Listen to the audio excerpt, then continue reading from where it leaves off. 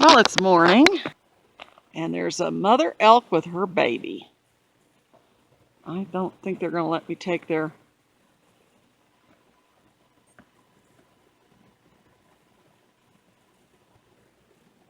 You might be able to see them move in the distance. There's baby.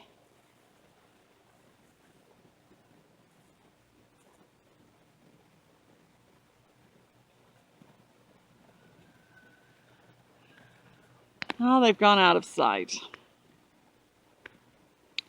That's too bad. Now, yesterday we had cattle come by again. The cattle, I noticed, they seem to be coming by every 6 days. They make their rounds. They're not dumb. You know, they eat grass and then they move on and then they come back about 6 days later. It's been averaging. And we had elk. Well, besides these two here, we had a whole herd of elk. Let's see. I guess day before yesterday.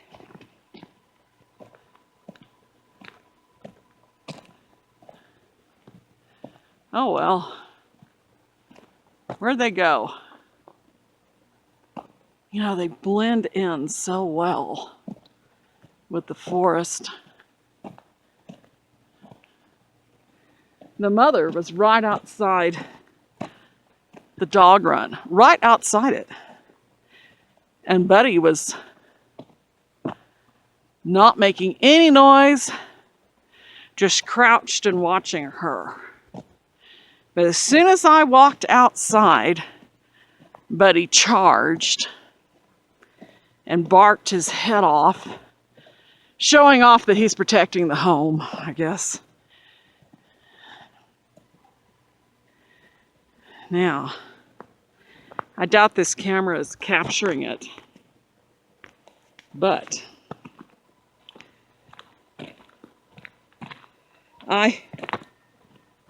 did you hear that? Did it capture it? Probably didn't. Elk calling, elk boogling.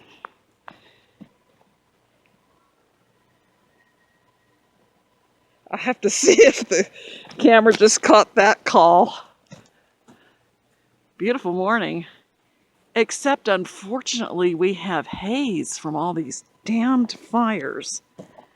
There are fires in Arizona, fires in Colorado. I think those are where we're getting some smoke. The horrible California and Oregon fires, their plumes of smoke are going further away from us. They haven't been coming down here, but there's so much smoke in the air, probably some of this haze is from that too. We don't normally have haze like that. Unfortunately, in the last 3 days in a row, the sky up here has looked exactly like the sky in El Paso,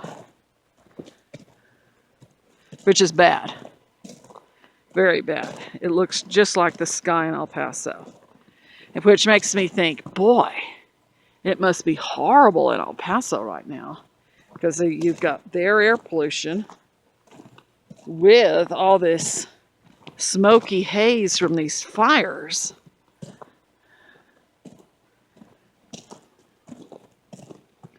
They must be choking to death. Wonder if he's out here. Who knows how well this is going to film. No, he's in Big Meadow.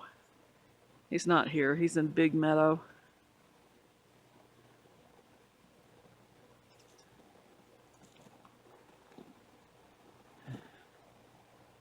I am here in my bathrobe. I just love living rural. Nobody else is up here at the moment. Well, actually, there were people. There were people, but they're not. I guess they've... Well, we did have about 4 people along the area. I'm going to have to... I guess I can explain here some. If you have a cabin up here, well, you know what it's like to come up to your cabin. But it is different when you decide to move up here and spend all year round up here. There are some differences. Mostly in mindset, if you ask me.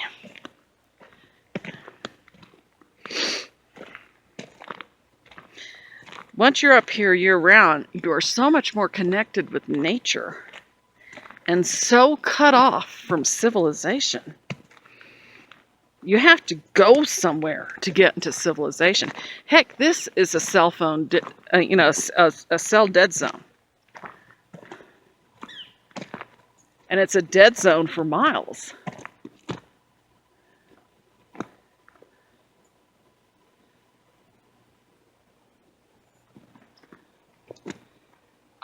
I tried to live my life, my first year up here, exactly the way I did it when I would just come up to the cabin.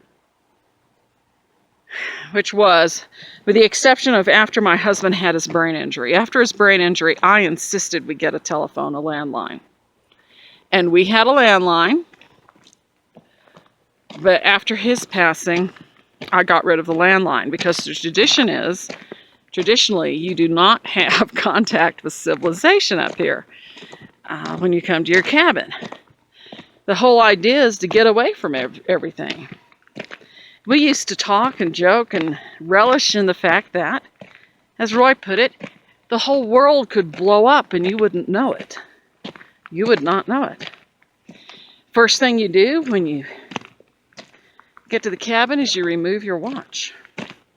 Take your watch off. There's no time. Time doesn't exist. Whatever hell is going on in the rest of the world, you don't know about it. No TV,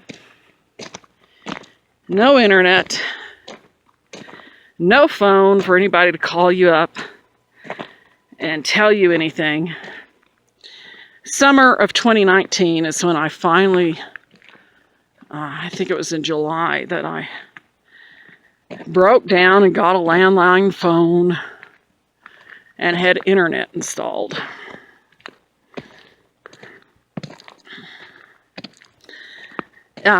When you're living up here year-round, you kind of need to be able to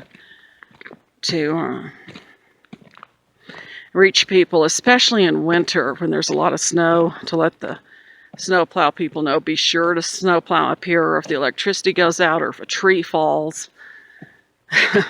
A tree falls like this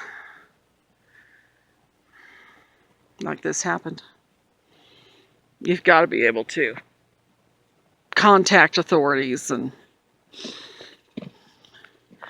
so, but it does make the lifestyle different, because suddenly if you turn on the TV, you let the rest of the world into your life. That's why I keep my Wi-Fi off. I don't like being constantly connected. That's not the point of being up here. But when you're living up here year-round, and especially in the winter when it can be really, really hazardous up here, kind of need to have a phone. And since it's cell phone dead zone, that means landline.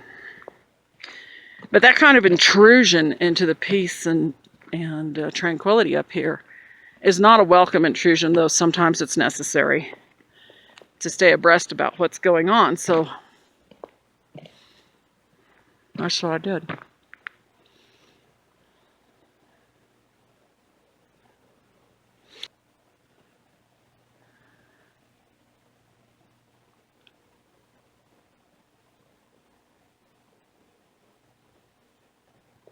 Oh well, I've got to go get ready. Bye-bye.